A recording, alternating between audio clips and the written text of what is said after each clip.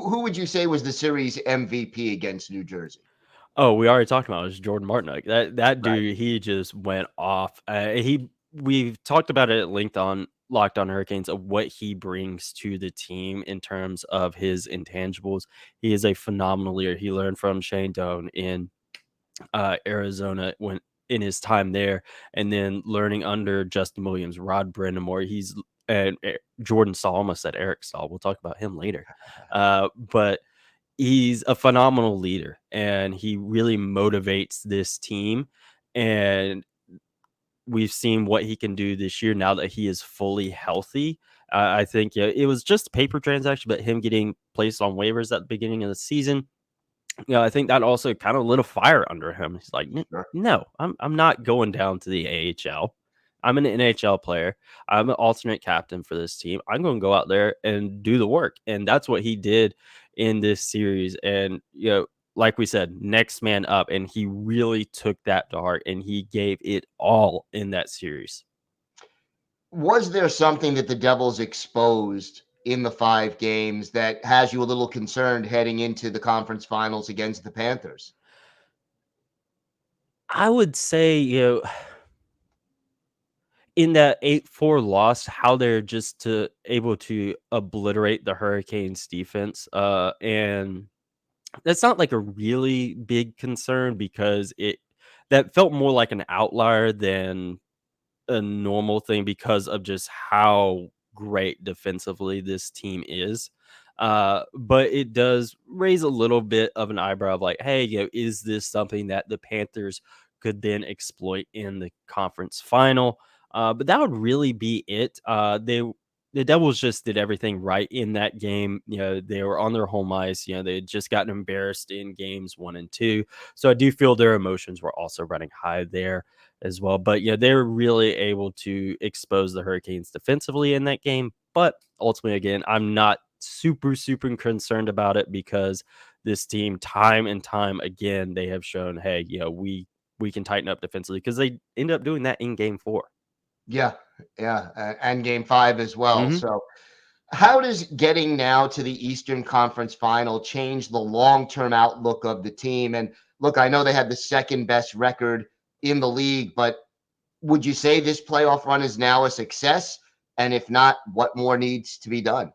Yeah, I definitely feel a success now. That was something we talked about at the start of the playoffs. I felt like they kind of had to get back to at least here for it to be considered a success due to these past few seasons of playoff disappointment.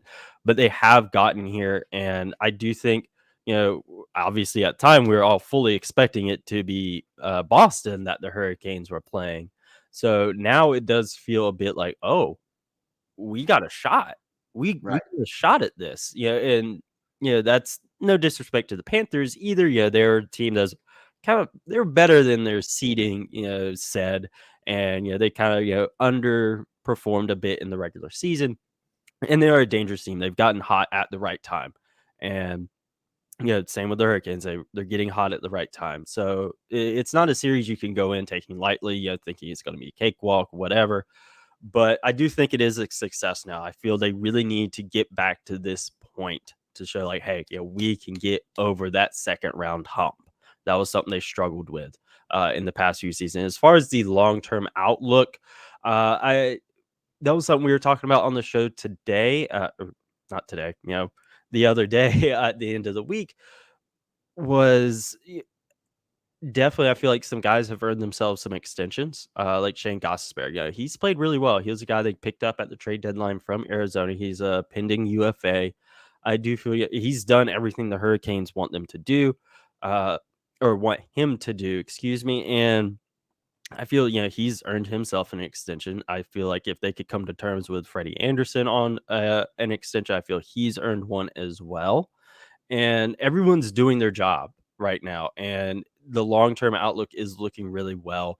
Definitely, looking forward to the next few years with Brent Burns as well. He's had a great playoff, and the one thing you're kind of thinking about long term is, what would this look like with Andrei Svechnikov playing Mhm. right now? What would this look like with Teuvo Teravainen? What would this look like with Max Pacioretty? That's kind of the thing. Like, all right, are we going to see these guys? Obviously, we'll see Teuvo and Svech next playoff, of course, but it's just kind of some what ifs, really. Yeah, yeah. How good could it get? And that is a question that we may very well have to wait until next year to see. Well, Jared, thank you so much for stopping by. That does it for our Hurricanes preview of the conference final, review of round two here on the Locked On Road to the Stanley Cup. Be sure to subscribe to or follow Locked On Carolina Hurricanes for free on YouTube, wherever you get your podcasts, and now on the Sirius SXM app as well. The Locked On Podcast Network, your team every day.